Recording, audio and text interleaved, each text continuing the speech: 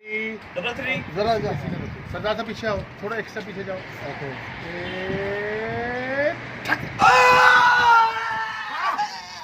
फड़ दिया लोगों मैं फड़ दिया ਜਿਹੜਾ ਉੜਦਾ ਫਿਰਦਾ ਸੀ ਮੈਂ ਫੜ ਲਿਆ।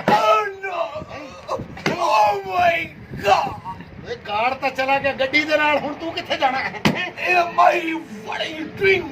ਇਹ ਤੇਰੇ ਰੱਖਣ ਵਾਲੇ ਮਰ ਜਾਣ ਵੇ, ਕਦੀ ਇੱਧਰ ਨੂੰ ਉੱਡ ਕੇ ਜਾਣਾ, ਕਦੀ ਇੱਧਰ ਨੂੰ ਉੱਡ ਕੇ ਜਾਣਾ ਵੇ। ਜਦੋਂ ਕਿਸੇ ਦੇ ਨਹਾਉਣ ਧੋਣ ਦਾ ਟਾਈਮ ਹੈ, ਤੇਰੇ ਉੱਡਣ ਦਾ ਵੀ ਉਹੀ ਟਾਈਮ ਹੈ। ਵੇ ਮਾਈ ਤੇਰੀ ਮਾਂ, ਵੇ ਮਾਈ ਤੇਰੀ ਖਾਲਾ, ਵੇ ਮੈਂ ਤਾਂ ਹਜੇ ਵੀ ਮੈਨੂੰ ਪੂਰਾ ਮਹੱਲਾ ਮੈਂ ਵਸ਼ਿਆਤ ਕਹਿੰਦਾ। My worst problem with you. ਕੀ ਕਹਿੰਦਾ ਵੇ, ਕੀ ਕਹਿੰਦਾ? My worst problem. My ਕੀ ਮਸਲਾ ਤੇਰਾ? ਐਡਾ ਮਾਰ ਜਿੱਦਾਂ ਤੇਰੇ ਵੱਡੇ ਮਰੇ ਸੀ। ਕੀ ਮਸਲਾ ਤੇਰਾ?